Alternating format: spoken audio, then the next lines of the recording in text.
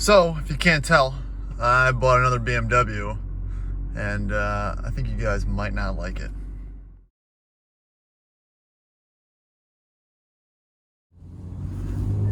So, as usual, I got a call yesterday, and someone offered me another car.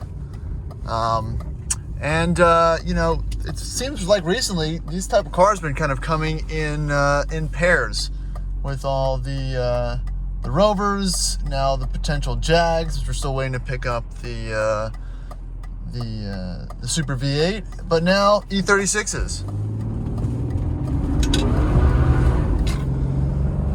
And if you just noticed there, I'm filming with one hand, driving with the other. So, unfortunately, this 1993 E36 325i is an automatic, which in the car community is looked down upon. And I'm one of those guys. If I would not look at an E36 usually if it had an automatic, but you know what? This one's just right. It's exactly, nothing special, and it's a really great example of one of the early model E36 sedans. So I'm going to take it on a little drive here and then bring it back to the house and give you guys a full walkthrough of what we got here.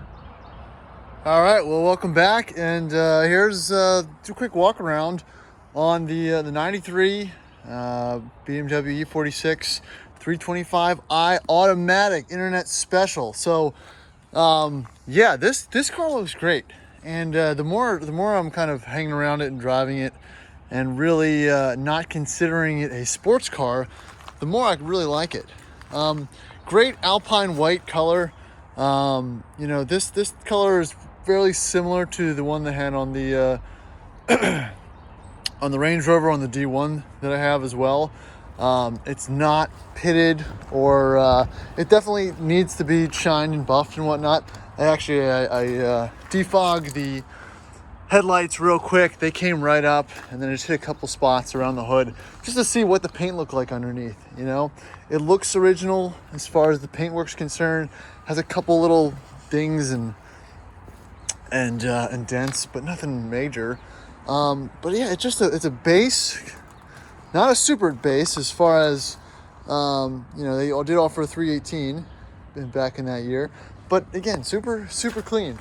Everyone knows E36s and E30s and E46s, but these are the models that if you're an enthusiast flipping through Craigslist or Facebook Marketplace, you'll pass right over. And it's always interesting though when you do get to drive them, just to kind of see what the deal is. And so far I'm not unimpressed with it. So getting into the interior, standard E36, white leather interior, power seat package. Door cards are in decent shape. Everything's pretty solid. I don't remember seeing these little coin holders before. That's interesting. Original mats are still there. Floors aren't wet or anything like that. Power seats work fine. Whoever owned this car had an interesting taste as far as upgrades are concerned. The original radio has been removed and placed with a stupid tablet, which I hate. Coming inside here, everything works. Lights, it does have the fog light package, which I like. I think it makes the look of this car look a lot better. It does have a 160 mile an hour speedo, which I thought was only reserved for, unless it's a 180, for the M3s and the big engine models. Because I'm pretty sure the 323 only has a 140 mile an hour speedo.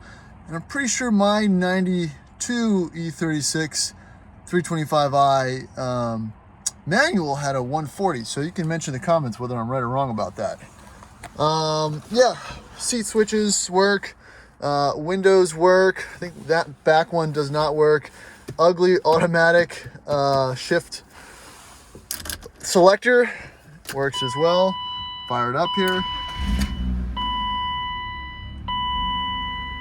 Fires right up. That little check engine light stays on. It kind of does that for all of these early E36s. I'll turn this stupid infotainment system off. But yeah, there you go. 145,000 miles. So, pretty low miles in my opinion for a car like this. Usually these have over 200,000 miles and a lot more issue than I'd really care to get into. The problem with this is it blocks than most of your manual HVAC controls, which is pretty annoying. But here's the kicker. No issues with the trip computer as far as burnout pixels and whatnot. Pretty wild. Every BMW that either is not functioning or it has way too many burnt out pixels for it to be to be, you know, valid and usable. I mean, look, everything. I mean, again, it's not accurate, but look at that. Pretty cool. Always interesting little touches in these early 90s cars. Cup holder still there under the armrest. Everything works, functioning, you know, HVAC, heat, AC. Little bit of sag on the headliner. But look at the condition in the back seat. You know, this white leather really held up for a car that was probably a daily for a long time. Stereo sounds great. I haven't checked the sunroof, but I'm assuming that works. Let's jump in here and see what we got in the manuals. All right, so this is exactly what you want to see when you buy one of these cars. No service records or anything like that, but it's got a good Carfax. Have the original owner's manual. Everything's complete. Silly little roadside assistance card. All your service, warranty, maintenance information, dealer atlas, all kind of combined in one neat little package. Oh, and here's an interesting one too. Functional fob. I don't think it works as far as locking and whatnot when the car is on, but it does work and it does function, which is pretty neat and not something you find with these at higher mileages. Come around back here to the ultimate BMW test, obviously. Toolkit test in 1, 2, 3, 4. Whoa, all there, baby. Again, if you're a BMW guy, you know what that means. All right, jumping into the trunk. Pretty clean trunk area. It's got a newer battery. Clean spare tire. All the tools are there. No rust under the battery area tray, which is usually where these things start to go. Paint looks good. Still with the weird wiring. Obviously, he's updated the sound system, but that's not really anything I care about. Car's still idling nicely. It's on. You can barely hear it. It'll cycle a little bit with the compressor on because I have the heat going. And yeah, let's pop the hood and check it out. All right, so going back to a quick driving impression. Not fast. Put your foot down on the floor. And that's really all that happens. It's not very dramatic.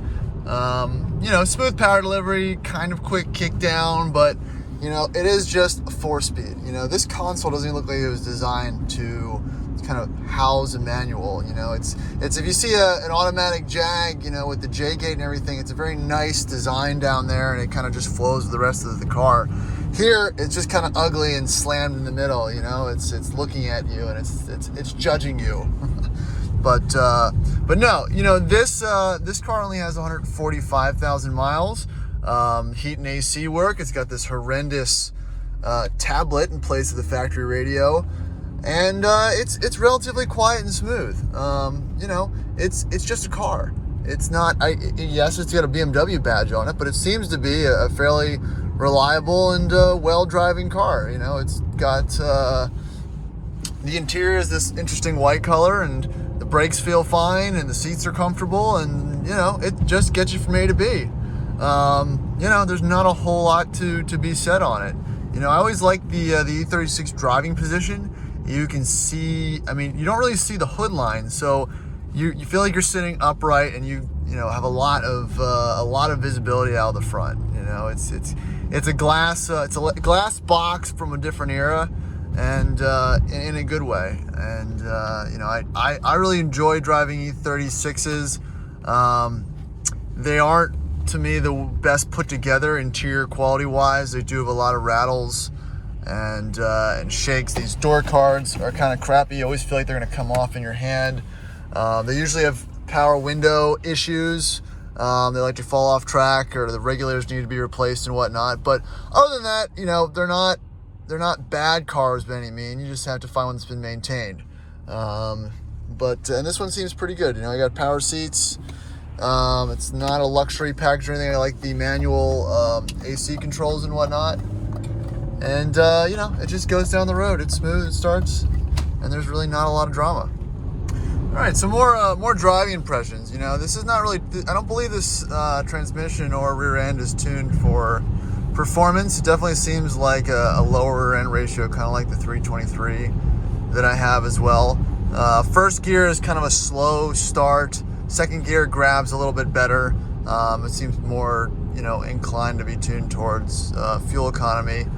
And yeah, you know, again, it's no issue just driving around in. I think the 190E was probably a little bit quicker, and that's kind of what I'm just kind of slating this car back up against, honestly.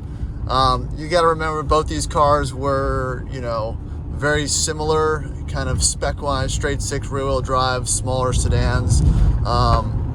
And, you know, it's not, it would not be uncommon to see these cars put back to back on a head-to-head. And, but again, two completely different driving dynamics too. You know, the E36 definitely feels slightly more modern, and a little bit more, not so much, the driving is a little bit more refined, where it is the Mercedes felt a little more solid. I think the engine was a little more rev happy, honestly, the 2.6 compared to the 2.5 in this one. But, you know, no major complaints. Let me put my foot, that's to the floor. So, you know, once it gets up and it revs a little bit, it's not too bad. But, you know, I'm more concerned with the, you know, the reliability and the maintenance and whatnot on this car. It seems to start every time. It doesn't have any surging. Usually these BMWs straight sixes are pretty smooth and you know, and I wouldn't say silky smooth, but, you know, they're smooth. They shouldn't have any kind of misfiring codes or anything like that. This car had a head gasket done at one point, as well as a valve cover gasket, which is important because BMW, you know, known for leaky valve cover gaskets and whatnot. So, you know, it's creaky interior. You know, unlike mine, I do hear the rear windshield rattling around a little bit. I'm sure those seals could be tighter, but other than that, not too bad. So let's go walk around and check out the rest of the car. Come around the front. All right, I can't remember if these are an M50 or M52, but again, 2.5, straight six, super clean engine bay. They recently did the valve cover gasket, so that's good. A pain point for these older BMWs, but there you go. Where's the paint code? Oh, paint code's on the side. Oh, there, sorry. There it is, right there. Besides the weird wiring and whatnot, it's a very clean engine bay for 145,000 miles. Again, exactly how you want to see it. It did have a nice bit of, call it, you know, low owner dust on it. I cleaned it off to make it look a little bit better, but pretty clean from the get-go. I think the car was in a shop previously with some coolant issues, so I believe some of that's been adjusted and remedied. Yeah, again, no rust or rot that I've seen. Very dry under there. You know, it's been a Virginia car for a while. I think it was originally purchased in Connecticut or something, but you know, it'll do the trick. I'm probably not going to keep this one.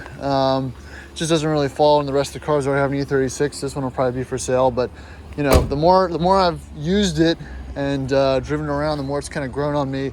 Since it's just an appliance, you know, it looks good, it's interesting. If you want to, you know, have an interesting car, drive around, not worrying about, you know, stop and go traffic with a manual or stick shift, then it's a great little platform. Or if you want to manual swap it, I mean, this thing would be loads cooler with the manual transmission in it. But you know, for what it is, it's fine.